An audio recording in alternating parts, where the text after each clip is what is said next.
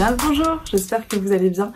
Je suis absolument ravie de vous retrouver dans cette vidéo. Comme d'habitude, me direz-vous, mais ce d'autant plus qu'aujourd'hui, après une bonne semaine de teasing intensif sur Instagram de la part de Juliette et de ma part, on est enfin au jour de la grande révélation. Et donc cette vidéo est un petit peu particulière puisqu'elle va révéler ce fameux projet sur lequel on travaille depuis quelques temps avec Juliette de la chaîne Livre et Sortilège. Donc avec Juliette, on s'est dit il y a quelques mois qu'on se lancerait bien toutes les deux dans la création de notre propre challenge littéraire, étant toutes les deux de grandes fans des Cold Winter, Pumpkin Cotton Challenge, Mois de la Fantaisie et j'en passe. Il était presque logique finalement que ça vienne à arriver dans notre carrière de booktubeuse respective et on s'est dit que ce serait super chouette de le faire toutes les deux et bien évidemment de vous en faire profiter puisque c'est le but à mon sens des challenges littéraires, de partager tous ensemble. On a réfléchi un petit peu sur le thème, le sujet, etc. et on a décidé de profiter de la sortie des nouveaux Pokémon, donc les Pokémon écarlate et violet, pour faire un challenge dans cet univers. Alors nos relations avec Pokémon sont un petit peu différentes. Juliette joue beaucoup aux jeux vidéo mais depuis finalement assez peu de temps, je crois qu'elle les a découvertes un petit peu sur le tard. Moi j'ai été un petit peu bercée par Pokémon dans mon enfance parce que mes frères y jouaient beaucoup et j'ai un petit peu joué aux cartes et aux jeux vidéo avec eux.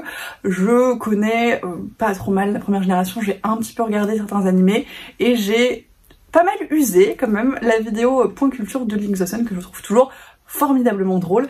Donc on va dire que j'ai des bonnes connaissances de page. Je suis pas une fan absolue, mais j'ai un bon niveau et Juliette est un petit peu plus fan des différentes générations et de certains jeux vidéo. Donc on s'est dit que c'était finalement assez complémentaire comme rapport à l'univers et moi je suis particulièrement cliente de tout ce qu'il y a autour de Pokémon, voilà, toute l'ambiance des jeux vidéo notamment, et tout l'humour qu'il y a aussi dans les Pokémon, leur design et leur nom. Je trouve que c'est toujours extrêmement intéressant. On s'est dit que c'était en plus une très très bonne base pour créer un challenge. Et je ne vous cache pas que c'est la deuxième fois que je filme cette vidéo et probablement la 6e ou 7e fois que j'essaie de vous expliquer en quoi va consister le challenge et comment ça va pouvoir fonctionner pour vous.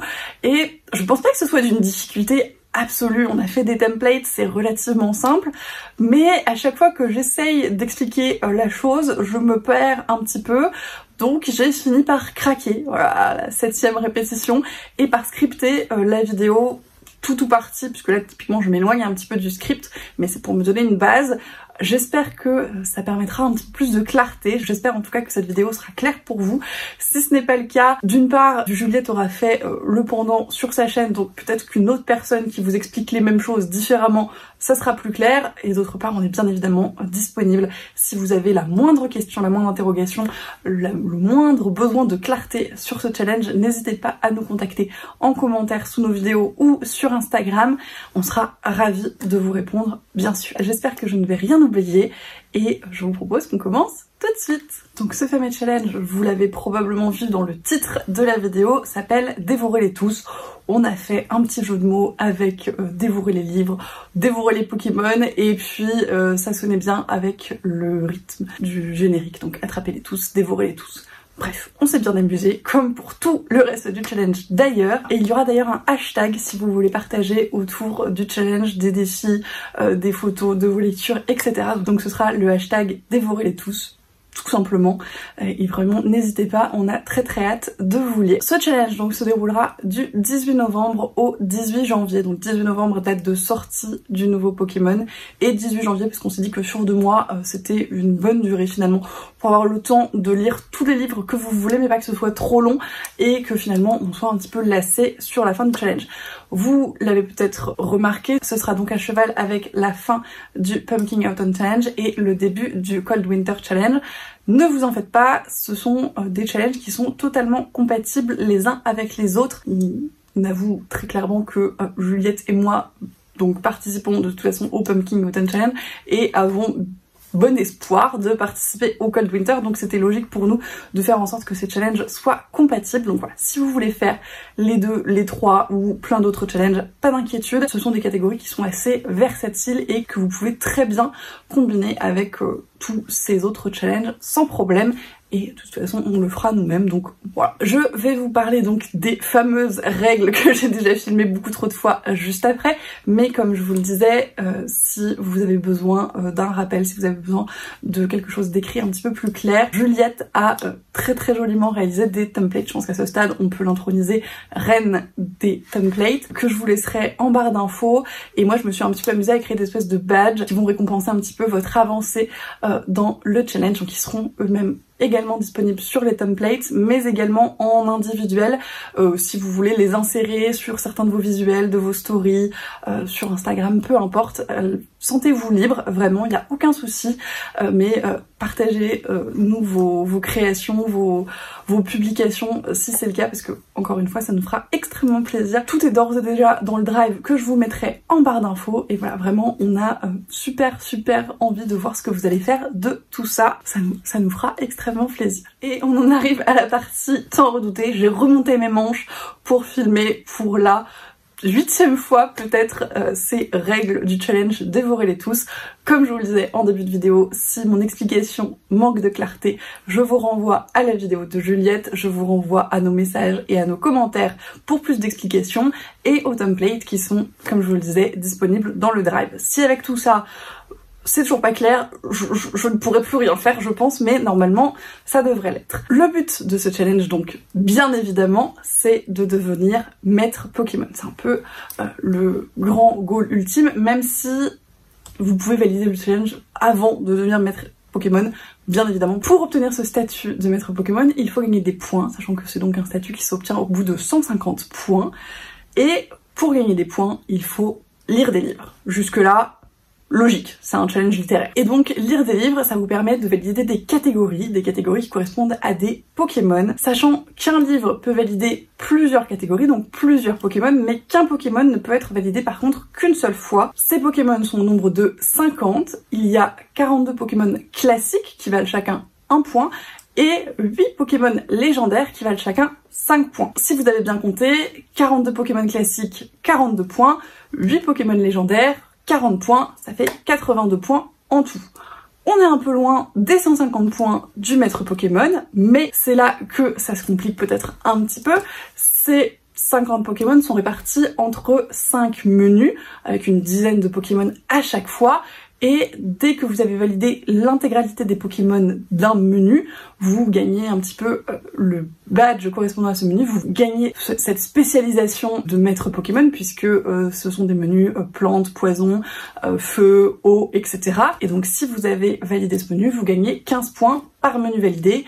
Donc du premier menu validé, 15 points, au 5e menu validé, 75 points. Jusque là vous suivez? Il y a également d'autres petites récompenses, la récompense évolution si vous validez Evoli et toutes ces évolutions, et cette récompense vaut 15 points. La récompense Zarbi que vous obtenez si les livres que vous avez choisi de lire dans le challenge regroupent à eux tous toutes les lettres de l'alphabet dans leur titre. C'est-à-dire qu'il faut que dans tous les titres des livres que vous avez choisi de lire, il y ait les lettres de A à Z. C'est pas si simple, je me suis prêtée à l'exercice pour m'appeler lire et ça demande quelques petits aménagements, mais c'est tout à fait possible. Encore une fois, ça paraît peut-être un petit peu compliqué, mais ce sera beaucoup plus visuel avec les templates. J'essaierai de vous les insérer en cours de vidéo et encore une fois, ils sont en barre d'infos. Il y a également un super Google Doc récapitulatif, encore une fois réalisé par Juliette, qui vous a remis tous les Pokémon, toutes les catégories, tous les nombres de points que ça vaut, les menus, etc. et qui calcule même vos points pour vous. Donc si vous avez un petit peu de mal avec ça, et donc vous validez des Pokémon, vous validez des menus, vous validez des récompenses spéciales, vous gagnez des points, et ces points vous permettent d'avancer dans un espèce de chemin du maître Pokémon. Et donc tous les 15 points, vous validez des badges, le premier à 15 points et le dernier 8e badge à 120 points, qui vont un petit peu cheminer dans ces arènes, si on veut, pour rester dans l'univers Pokémon. Et donc 120 points, vous avez le 8e badge, et 150 points, vous avez le statut de maître Pokémon. Et si vous avez validé absolument tous les Pokémon, toutes les récompenses de ce challenge, vous pouvez avoir l'ultime consécration qui est encore plus impressionnante que le maître Pokémon. C'est un peu la validation du Pokédex, si vous voulez. et c'est du coup le charme ovale qui vaut 58 points parce qu'il fallait arrondir pour que ça fasse 250 à la fin. Donc 250 c'est le plafond ultime de ce challenge, vous pouvez pas avoir plus de points que ça normalement si on ne s'est pas trompé dans nos calculs. 250 points c'est le maximum, si vous avez validé l'ensemble du challenge, le Pokédex, tout ça, vous êtes incroyable. En tout cas j'espère que c'est à peu près clair le compte des points. Encore une fois je vous remettrai les templates, si vous avez des questions etc. n'hésitez pas. Et donc si vous avez bien suivi, parce que bien évidemment j'ai été parfaitement claire, vous vous souvenez peut-être qu'il y a 50 Pokémon à valider, donc 50 catégories à valider. Et vous vous dites peut-être très justement que on est complètement folle et que vous n'allez jamais réussir à lire 50 livres en 2 mois. Et là-dessus, vous n'auriez effectivement pas tort, sauf que si vous vous souvenez de mon exposé absolument limpide, je vous disais que un livre pouvait valider plusieurs Pokémon et ainsi vous évitez de passer 2 mois reclus dans une grotte à ne faire que lire pour valider ce formidable challenge.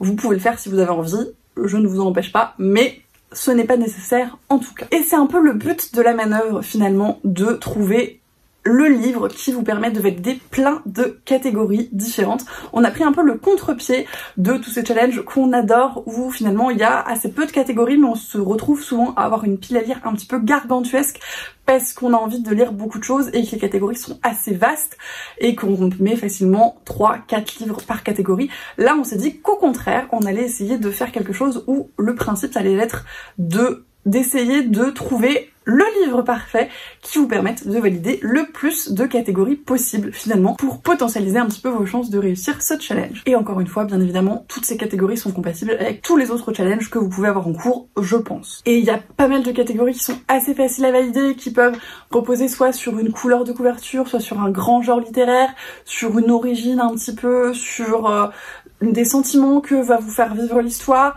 Il y a des catégories que vous pouvez valider en prenant des photos, en partageant des choses sur les réseaux sociaux, ce genre de choses. C'est finalement des choses assez vastes. On a essayé de travailler un petit peu sur tout ce que pouvait regrouper un challenge littéraire pour faire un truc un petit peu complet et encore une fois j'espère que ça va vous plaire. Il y a seulement les Pokémon légendaires qui sont un petit peu plus spécifiques mais encore une fois ils rapportent un petit peu plus de points.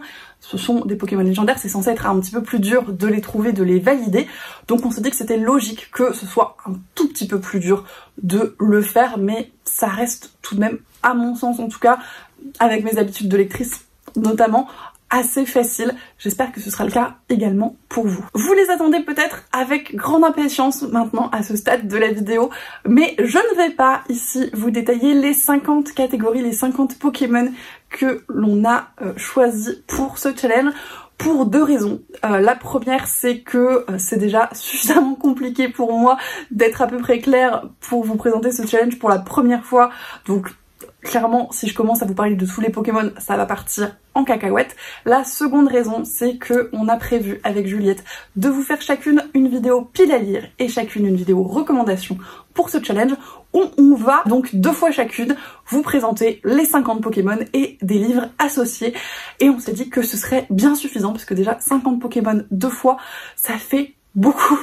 Donc voilà, une 3e fois ce serait un petit peu lourd, un petit peu redondant. J'espère que vous ne nous en voulez pas trop, mais encore une fois, si vous êtes très impatient de savoir de quoi ça s'agit, c'est disponible en barre d'infos dans le Google Drive. Vous avez les templates avec tous les Pokémon qu'on a choisis et des petits mots-clés pour commencer à y réfléchir. Et dans le Google Doc également, tous les Pokémon sont listés avec la petite consigne correspondante. Donc voilà. Commencez à y réfléchir tranquillement et puis dans nos pales, dans nos recommandations, on vous dira un petit peu ce qu'on avait pensé derrière et peut-être les façons de twister certaines consignes si elles vous posent problème. Comme ça, ça vous permet de commencer à préparer le truc et s'il y a des choses qui vous posent problème, de revenir sur les vidéos pales et recommandations pour vous aiguiller un peu plus. Mais je vais pas vous laisser comme ça tout frustré de ces catégories, je vais quand même vous donner un petit exemple de ce qui peut être fait finalement et de comment ça peut être assez facile de valider pas mal de catégories avec un seul livre. Et pour cela, j'ai choisi de prendre une lecture que j'ai finie il y a très peu de temps et finalement une série qui m'a un petit peu accompagnée sur la construction de ce challenge puisque je lisais le premier tome au moment où je suis allée voir Juliette et on a commencé à vraiment réfléchir à ce challenge et finalement j'ai lu le 5e tome il y a peu de temps et peut-être que je lirai le 6e tome au tout début du challenge, on verra, mais en tout cas je pense que c'est une série qui a m'a vraiment bien accompagné ce challenge, et c'est bien évidemment la série Blackwater, avec ici donc le 3e tome, La Maison. Je pensais que j'avais la fortune, mais on va se contenter de celui-là, ça sera très bien quand même. Globalement, ce que je vais vous dire, ça marche pour tous les Blackwater à peu près. Il y a des petites subtilités en fonction des tomes, mais globalement, vous pouvez vous en sortir en mettant un tome de Blackwater dans les catégories que je vais vous citer juste après. Du coup, Blackwater la série, ce tome en particulier, mais voilà, toute la série peut valider. Bulle bizarre, un livre qui a une ambiance étrange, fantastique, magical realism. Clairement, Blackwater rentre parfaitement dans cette catégorie. Pour ceux qui ont commencé la série, je pense que vous connaissez un petit peu. Pour les autres, il y a une ambiance extrêmement étrange, extrêmement halloweenesque, spooky dans ce récit. Ça peut valider également Salamèche, un personnage orphelin, une personne abandonnée, un livre sur le deuil.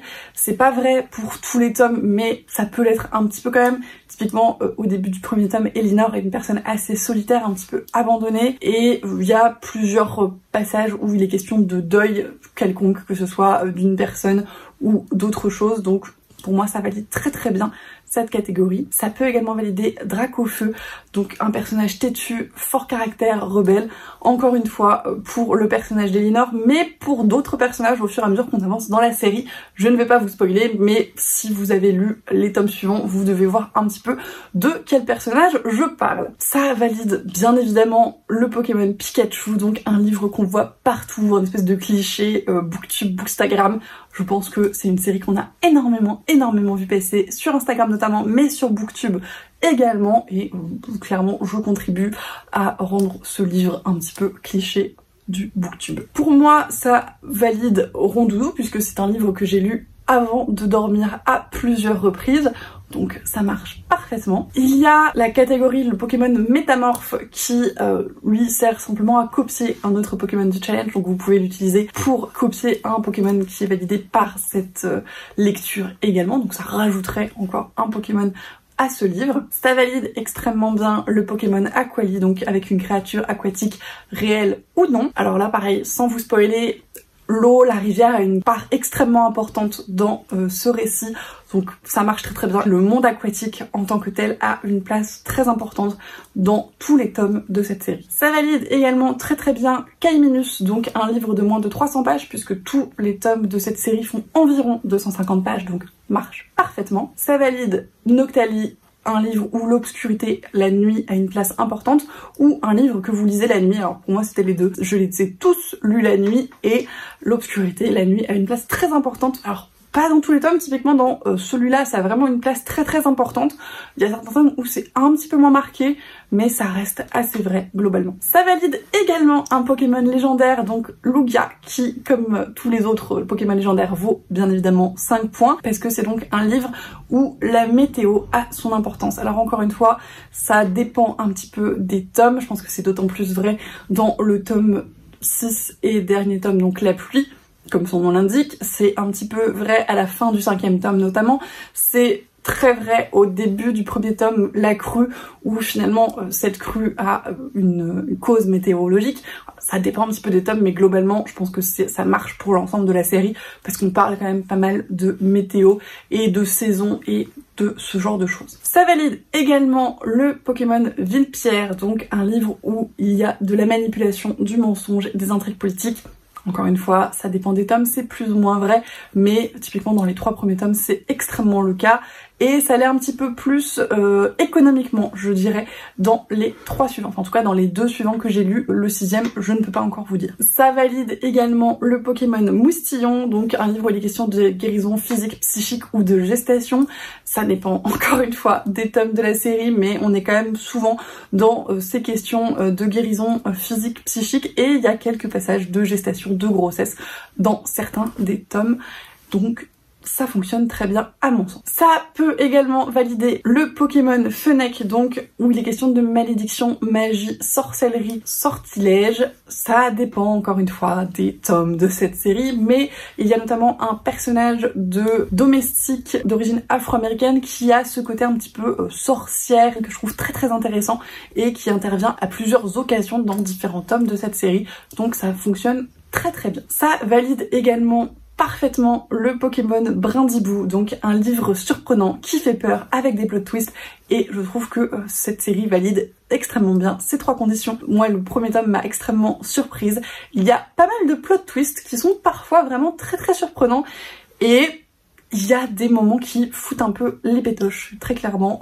Encore une fois, ça dépend des livres, il y en a qui sont plus horrifiques que d'autres, mais je trouve que ça fonctionne très bien. Et finalement, le dernier Pokémon que vous pouvez valider avec ce livre, à mon sens, après, encore une fois, si vous twistez certaines catégories, peut-être que vous pouvez en valider encore plus, je ne sais pas. C'est Coiffe-t-on, donc un livre où le personnage a des cheveux particuliers, et c'est le cas d'Elinor dans cette série qui, alors c'est très répété dans les premiers tomes, a des cheveux roux d'une couleur un petit peu particulière, et c'est assez rare pour le souligner à Perdido, clairement. Donc ça fonctionne pour toute cette série. Et donc, en fonction de si vous comptez Métamorphe ou pas, ce tome de Blackwater ou ce que vous choisissez de lire dans cette série pour le challenge valide 14 à 15 Pokémon pour un total de 18 à 19 points. Donc, ce qui vous permet d'ores et déjà en fait de valider le challenge, puisque ça vous permet de valider déjà un badge qui suffit largement pour valider le challenge et avoir réussi le challenge Dévorez-les tous, et ainsi bien évidemment récupérer notre admiration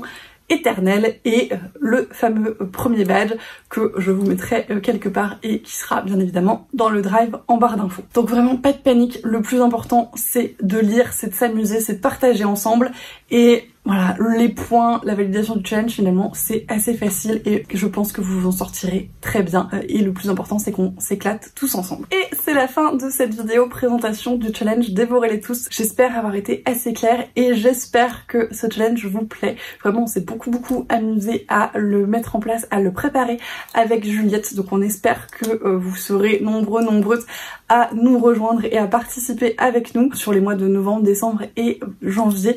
On a vraiment très hâte de partager cette nouvelle expérience, cette nouvelle aventure à vos côtés. Donc n'hésitez pas à me faire vos retours en commentaire, me dire si ça vous plaît, si vous comptez y participer, à commencer à nous partager vos piles à lire, etc. On sera ravis de vous lire encore une fois. Comme d'habitude, je vous remercie bien évidemment d'être là, d'être de plus en plus nombreux, de participer et de partager et de discuter avec moi en commentaire. C'est toujours un plaisir de vous lire, donc merci beaucoup pour ça. Et je vous souhaite bien évidemment d'excellentes lectures, un excellent challenge si vous décidez de nous rejoindre, et je vous dis à la prochaine.